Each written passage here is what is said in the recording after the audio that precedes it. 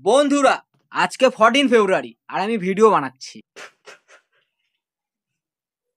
কি কেউ চোখের জলে বালিশ ভেজায় ফেলছে আর কেউ মিলিয়ন্স ভিউ। কোথাও তো চোখের জলটা কাজে লাগলো, সোশ্যাল মিডিয়াতে চোখের জল আর বন্ধুদের সামনে এক্সের গল্প, দুটোতেই গালি ছাড়া কিচ্ছু পড়বে না। আর তোমরা সত্যিটা অলরেডি বুঝেই গেছো, তোমাদের আলাদা করে আর কোনো কিছু বোঝানোর দরকার হবে না। আমি আস্তে আস্তে ঠিক হলে নিজের নর্মাল লাইফে ভিডিও বানাবো। এমনি তোমরা ভাবো যে আমি নাটক করি বা কিছু। আতঙ্কবাদীদের যেমন প্রেম কাহিনী হয় না, ঠিক তেমনই ব্লগারদের পার্সোনাল লাইফ আর প্রফেশনাল লাইফ হয় না। আশা করি তোমরাও আমাদের পার্সোনাল লাইফের সাথে সোশ্যাল মিডিয়ার লাইফটাকে এক করবে না। রিল আর রিয়েল লাইফের মধ্যে অনেক পার্থক্য আছে, তো এই দুটোকে গুলিয়ে ফেলো না। না না, একদম গুলাবো না। আমরা থোড়ি মিক্সার গ্রাইন্ডার যে সব মিলাই মিশাই এক করে দেবো। মানে কি বলবো, যাই হোক। By the way, personal life আর প্রফেশনাল লাইফটা কি? হ্যাঁ, অতদূর পড়াশোনা করিনি তো তাই জানি না। পিএফ আছে তো এরপরে তোমরা সব বিচার করবে। ঘুষ দিয়ে চাকরি এরকম আগেও মেরেছে, এরকম আগেও আমায় মেরেছে।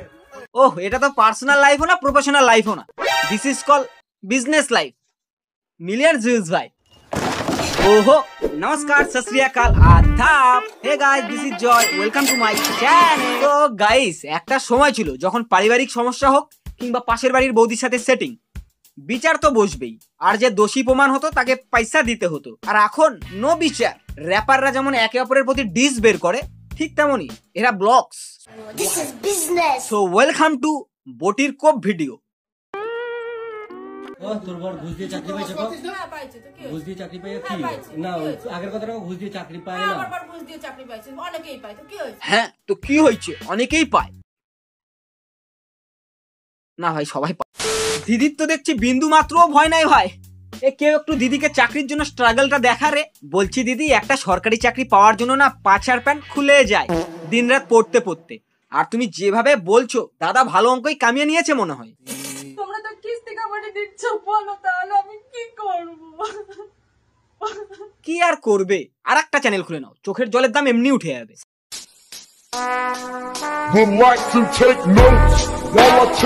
তারা ভাই বোন মিলে সোশ্যাল মিডিয়াটাকে বাংলা সিরিয়ালের আতুর ঘর বানিয়ে ফেলেছে। যে একদিকে ভাই কাঁদে, আমি নিজে 3 মাস ধরে ভাড়া থাকছি, নিজে রান্না করি, তো আর একদিকে বোন কাঁদে। কিন্তু আমার ছেলেটা রাস্তায় বেরোলে আমাকে কি বলবে বলো? ওর মা। সত্যি বলতে ভুলটা আমিও করেছিলাম। গার্লফ্রেন্ডকে আটকানোর জন্য এত হারে চোখের জল ফেলেছিলাম না, তখন যদি একটা ভিডিও বানিয়ে রাখতাম। বদ্দা, লিঙ্কটা পাওয়া যাবে? আরে আমি আমার কান্নার ভিডিওর কথা বলছিলাম। তখন যদি বানিয়ে রাখতাম না, তো আজকে আমি একজন সাকসেসফুল ব্লগার হয়ে যেতাম। বটিটা জাস্ট আমি রাগের মাথায় তুলতে হয়, আমি তুলেছি। বলছি দিদি, রাগের মাথায় তুমি বটি কেন পেলে? হাতের কাছে কি চাকু ছিল? কোন দিদি তার ভাইকে বটি তোলে ভাই মারার জন্য? দেওয়ারও মেয়েদের হাতে পাওয়ার। বেটি বাঁচাও তো শুনেছো, বেটি পড়াতেও তো হবে।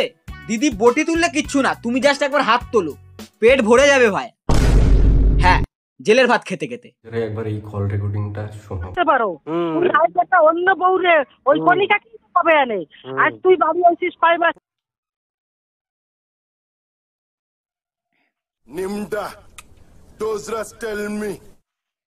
দেখ ভাই রন, মানছি যে তোদের ঝামেলা আমাদেরকেই সর্ট আউট করতে হবে। তার আগে প্লিজ অ্যাড সাবটাইটেল। শালা বাঙালি হয়ে বাংলা বুঝছি না ভাই। আমার নিজের হাতে বানানো বাড়ি, যেইখানে যাওয়াটা আমার অপরাধ। অপরাধ কেন হবে না? শাহজাহানের গল্পটা শুনিসনি? যারা তাজমহল বানিয়েছিল তাদের হাত কেটে ফেলে দেওয়া হয়েছিল। সেখানে তুই নিজের হাতে তোর বাড়ি বানিয়েছিস, আবার যদি একটা বানিয়ে ফেলিস। তাই তোর দিদি বটি ধরেছে, হাতের জায়গায় গলা। আমার যদি ভিউজ কামানোর ইচ্ছে থাকতো, আমরা ওই টাইমে কন্টিনিউ ভিডিওর পর ভিডিও পোস্ট করতে থাকতাম। ওরা তোদের ফ্যামিলি প্রবলেম, তোরা ঠিক করে নে। সোশ্যাল মিডিয়ায় এসে র্যান্ডিরোনা করে কি লাভ? না মানে তোরা কি বোঝাতে চাইছিস? আমার দিদি কত খারাপ, আর একজন আমার ভাই কত খারাপ। শালা তোরাই বলিস যে পার্সোনাল লাইফ আর প্রফেশনাল লাইফকে গুলাই না ফেলতে, আর তোরাই এসে। আমার যদি ভিউজ কামানোর ইচ্ছে থাকতো, আমরা ওই টাইমে কন্টিনিউ ভিডিওর পর ভিডিও পোস্ট করতে থাকতাম, কিন্তু না। আমার সোশ্যাল মিডিয়া জায়গাটা খুব ভয় করে। নিজেরটা দাঁড় করানোর সময় ছিল না বুঝি? কেরিয়ার, আর এখন এসে বলে ভয় করে। কাঁচা কঞ্চি দেখেছো? আমার ভাইয়ের কাছে একটা ভিডিও ক্লিপ আছে, যেটা হচ্ছে কি আমার একটা বটি ধরা ভিডিও। কি ধরা ভিডিও? আর একটা বটি ধরা ভিডিও। রুটি মিষ্টির কি যেন একটা ছিল না, যে টিপে মেরে ফেলেছিল, তো তখন রুটি ফেমাস ছিল আর এখন বটি।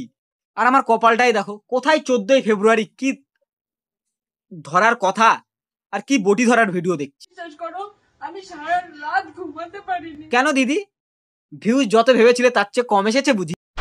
আমার তো তাই হয় ভাই, ভিউজ না পেলে মাথা কাজ করা বন্ধ করে দেয় ভাই। কি আর বলবো কষ্টের কথা, তোমরা তো সাবস্ক্রাইবও করছো না।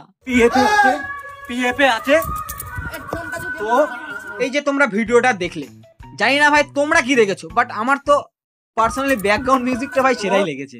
এবার তোমরাও ভাবছো যে মারামারি বাদ দিয়ে আমি মিউজিকটাই কেন শুনলাম, এই আর ঝগড়া হচ্ছে তো ঠিক 2 মাস টাইম দাও। 2 ভাই বোন মিলে যদি ভিডিও না বানিয়েছে তো আমাকে তোমরা প্রপোজ করো। তোমরা স্ক্রিপ্ট বোঝো, স্ক্রিপ্ট। ব্লগারদের লাইফ মানে সব ফিকশনাল ক্রিয়েট করা। Reach down divorce, reach down breakup, reach down বটি ব্লগ। এই যেই কেরিয়ার আমি বেছে নিয়েছি না, আর কত কি যে দেখা আমার বাকি আছে। রুটি মিষ্টি বটি, ভাই বোনকে মারা বল।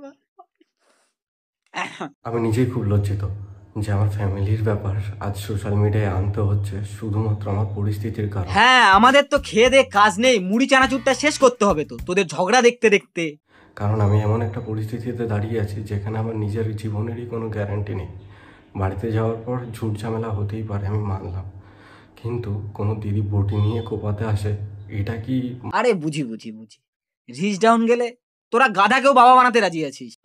আমি জানি না যে আজকের ভিডিওতে তোমরা কি মজা পেয়েছো, বাট আমি ভিউজ পাবো, আই নো।